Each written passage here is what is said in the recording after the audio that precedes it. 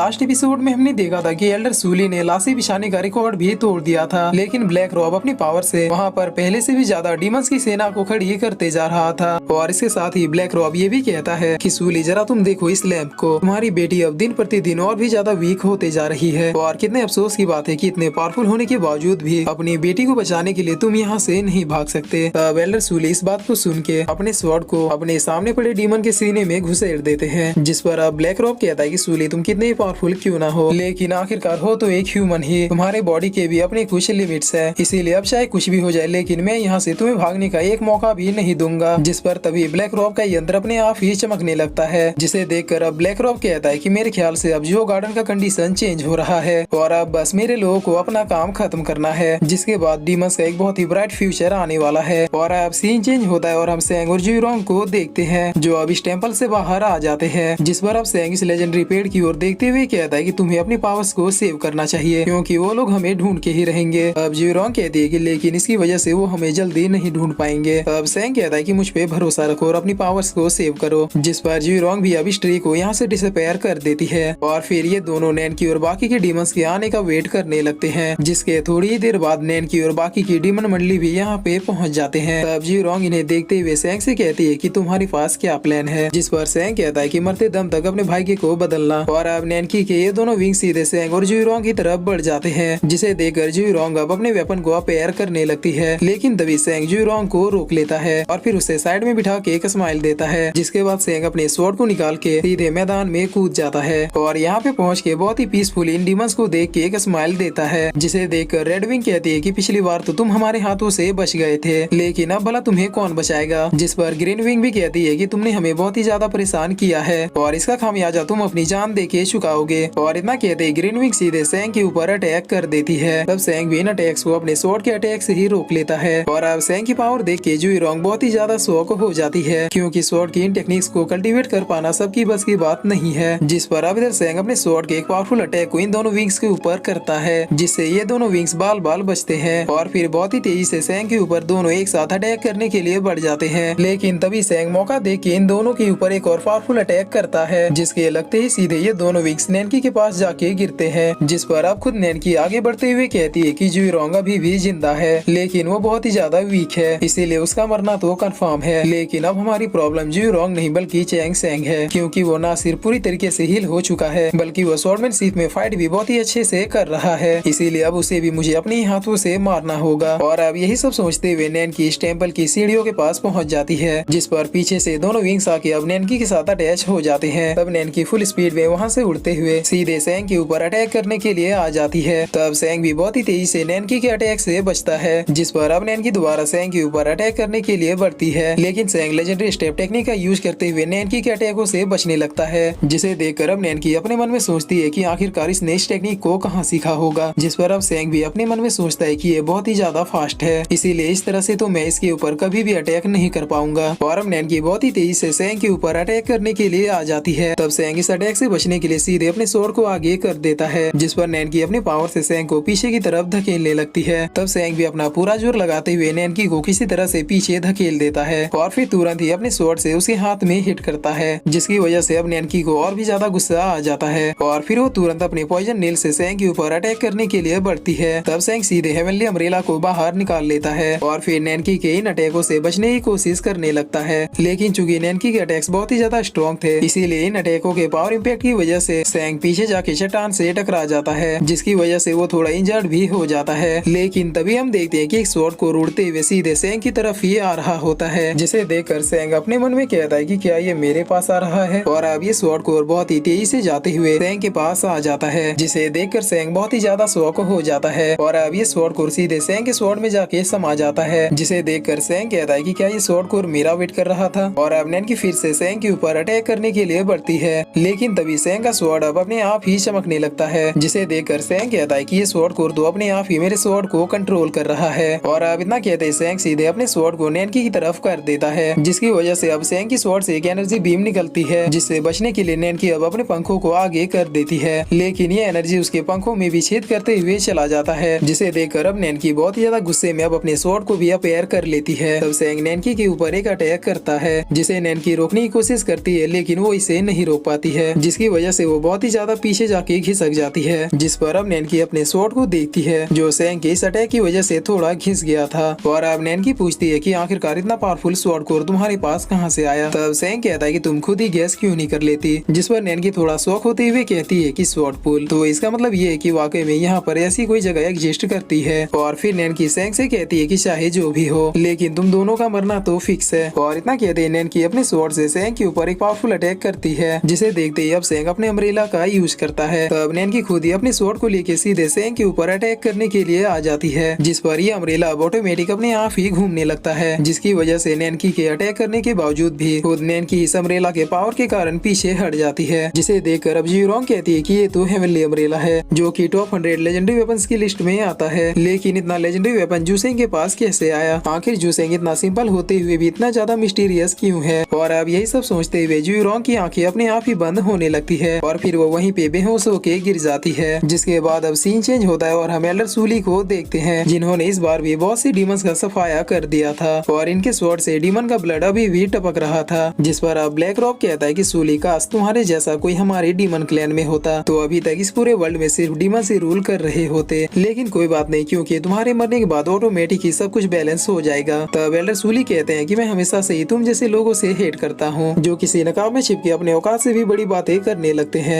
जिस पर black Rob कहता है कि सूली तुमने ही कहा था कि मेरा कैलकुलेशन कभी गलत नहीं होता, और वैसे भी मैंने इस चीज के लिए एक बार नहीं बल्कि कई बार कैलकुलेट किया है और हर बार रिजल्ट यही आता है कि तुम यहीं पे मरने वाले हो। तब एल्डर सूली कहते हैं कि हाँ मैंने कहा था कि तुम्हारा प्रेडिक्शन कभी गलत नहीं होता, लेकिन तब जब तुम्हारे सामने सूली ना खड़ा हो, क्योंकि तुमने भी देखा है कि मैं अपनों को बचाने के लिए क्या कर सकता हूँ। जिस पर ब्लैक रॉब कहता है कि सूली इसमें कोई भी शक नहीं है कि तुम एक गॉड के लेवल की पावर्स रखते हो और तुम ही वो पर्सन थे जिसने ह्यूमंस और डीमंस की फाइट में एंटर करते ही हमारी आधी सेना को ही खत्म कर दिया था। लेकिन तब तुम्हारे पास तुम्हारा अपना स्वॉर्ड था, मगर तुमने तो कई साल पहले ही अपने रियल स्वॉर्ड को खो दिया, इसीलिए अब चाह के भी तुम उस तरह से फाइट नहीं कर सकते जिस तरह से पहले के टाइम में किया करते थे, क्योंकि तुम अपने रियल स्वॉर्ड के बगैर अधूरे हो। और मुझे ये भी पता है कि आज तक तुम्हें कोई दूसरा स्वॉर्ड सूट नहीं करता है। तब ब्लैक रॉब की बातों को सुन के एल्डर सूली अपने फ्लैशबैक में चले जाते हैं, जहाँ पर ब्लैक स्मिथ एल्डर सूली से कह रहे होते हैं कि मैंने दिन रात मेहनत की लेकिन फिर भी इस स्वॉर्ड को मैं आपके स्वॉर्ड की तरह नहीं बना पाया। तब एल्डर सूली इस स्वॉर्ड को देखते हुए कहते हैं कि कोई बात नहीं, ये स्वॉर्ड भी काफी है मेरे दुश्मनों को खत्म करने के लिए। इसके बाद अब एल्डर सूली ब्लैक रॉब से कहते हैं कि हाँ मैंने अपना स्वॉर्ड खो दिया, लेकिन फिर भी यहाँ पे मौजूद कोई भी इस लायक नहीं है कि वो सूली को टच कर सके। और अब सीन चेंज होता है और इधर हम नैनकी को देखते हैं जो सैंग से कहती है कि चाहे तुम आज कुछ भी क्यों ना कर लो, लेकिन तुम्हें मारे बगैर मैं चैन से नहीं बैठूंगी। और इतना कहते ही वो सैंग के ऊपर फिर से एक और अटैक करती है, जिसे रोकने के लिए अब सैंग भी अपने हेवनली अम्ब्रेला के पावर्स का यूज करता है। तब ये दोनों अटैक एक दूसरे से टकरा के वहीं पे न्यूट्रलाइज हो जाते हैं, जिसे देखकर अभी एल्डर भी नैनकी की हेल्प करने के लिए आ जाते हैं और यहीं पे बैठ के अपने इंस्ट्रूमेंट को बजाना शुरू कर देते हैं, जिसकी वजह से अब कोई एनर्जी टाइप का आदमी सैंग की ओर दौड़ते हुए जाने लगता है।